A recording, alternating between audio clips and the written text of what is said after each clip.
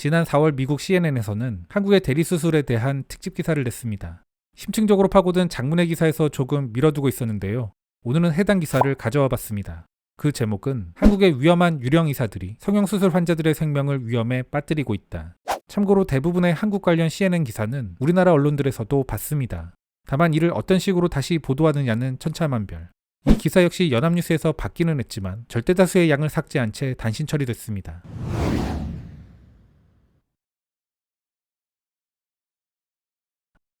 어느 금요일 밤 권태현 씨는 한 통의 전화를 받았다. 당신이 권대희 씨의 형님입니까? 동생이 지금 응급실에 있습니다. 권 씨는 동생이 술을 마시고 다투었다 생각했고 택시를 타고 서울의 병원을 향하면서 이를 꾸짖을 생각이었다. 그러나 그는 기회를 얻지 못했다.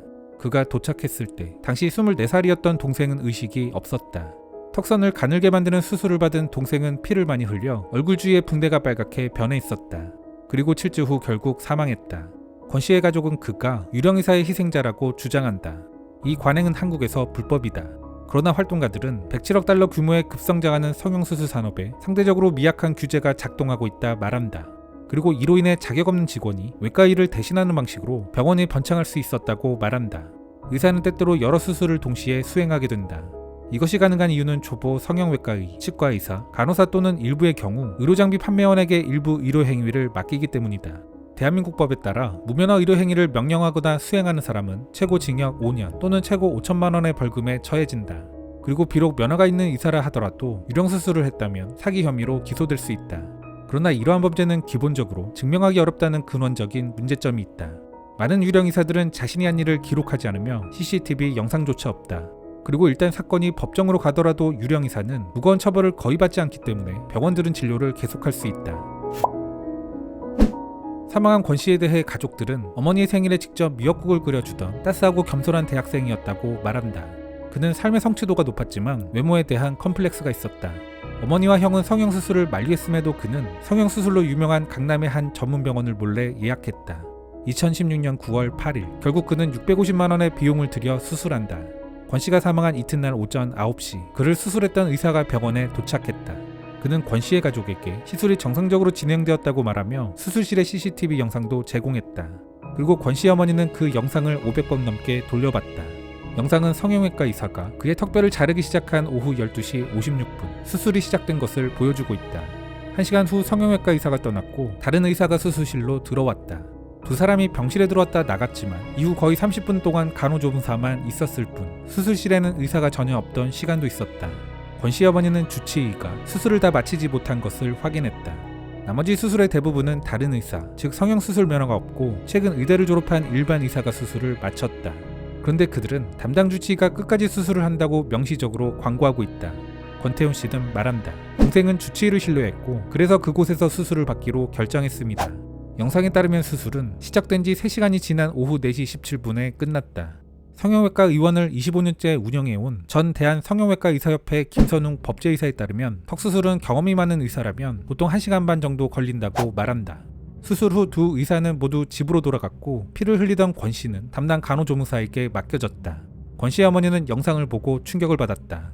아들이 피를 흘리고 있는데도 간호조무사는 그 앞에서 화장을 고치거나 핸드폰을 보았기 때문이다.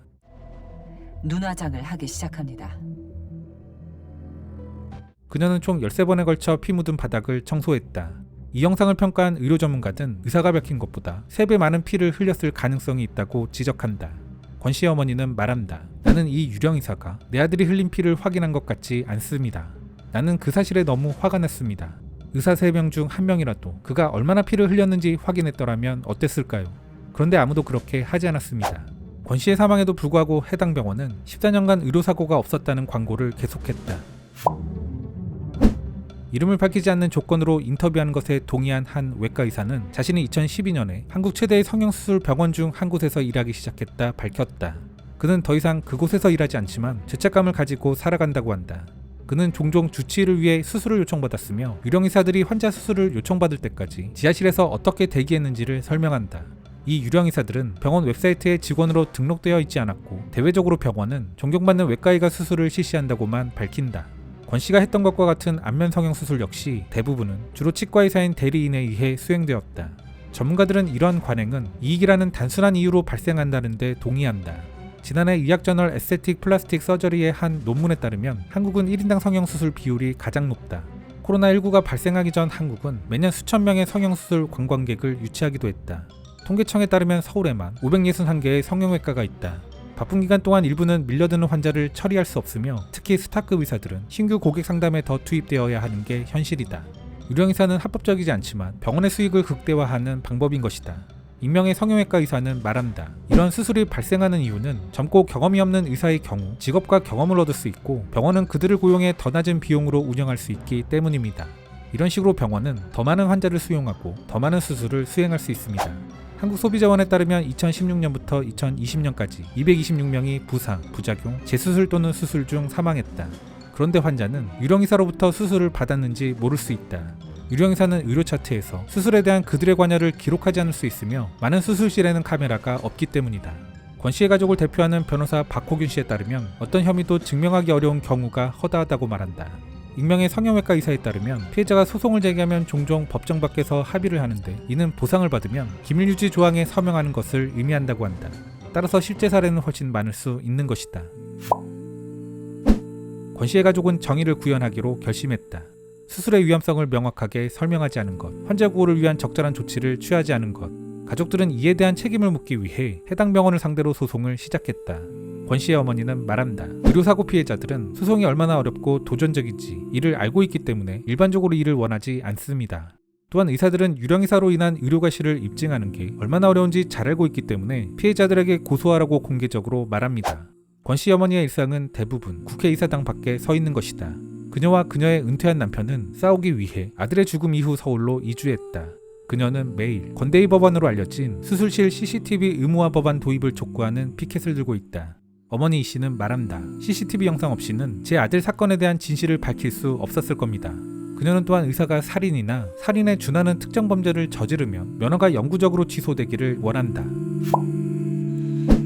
그러나 한국의 의사들은 이 법안에 반대한다. 그들은 자신을 지켜보고 있다는 것을 인지한다면 편안하게 일할 수 없다고 주장한다. 아울러 카메라가 환자의 신뢰를 약화시킬 것이라고 주장하기도 한다. 대한의사협회는 CCTV 카메라를 의무화하는 법안이 사생활 침해이고 수술 중 의사의 집중력을 잃게 할 수 있다며 공개적으로 반대한다. 그러나 변화에 대한 지지의 흐름은 분명하다. 이전에 대한성형외과 의사협회에서 법제의사로 활동했던 외과의 김선웅 씨는 닥터 벤데타라는 유튜브 채널을 시작했다. 그가 청와대의 변화를 촉구하기 위해 시작한 청원은 5만 명 이상의 서명을 받기도 했다. 소수의 몇몇 사람들은 명예훼손 혐의로 피소된 김선웅 씨의 재판에 참석해 그에 대한 지지를 표명한다. 지난 3월에 있었던 재판을 참관한 20대 청년 최재훈 씨도 그중 하나. 이것은 내게도 일어날 수 있는 문제입니다. 그는 단순히 성형수술뿐 아니라 일반 의학에서의 의료과실에 대해서도 걱정한다고 말한다. 권 씨의 가족을 지지하기 위해 2020년 2월부터 법정에 출두한 정승은 씨는 말한다. 내 지지를 보여줌으로써 의료 시스템의 결함을 바로잡는 데 기여하고 싶습니다. 그런 과정을 통해 저는 우리나라가 더 나은 나라가 될 수 있으면 좋겠습니다. 생명을 다루는 의료행위를 하는데 사생활 침해, CCTV가 있으면 불안해서 일을 못한다. 의료행위를 사생활의 영역에 포함시켜버리는 논리의 기적을 꼭 짚지 않더라도 공동체의 일원으로서 CCTV 아래서 일할 수밖에 없는 대한민국의 수많은 노동자들에게 이런 협박성 이야기는 정말 부끄러운 말이 아닐까 싶습니다. 오랜 기간 한국 사회에 형성되어 있던 의사에 대한 직업적 존경심, 이를 스스로 조금씩 갉아먹고 있는 공부 잘하는 바보들, 최근 몇 년간 있었던 의사라는 이익으로 뭉쳐진 집단이 보여준 일련의 사건들, 이를 지켜보며 들었던 저의 개인적인 평가입니다.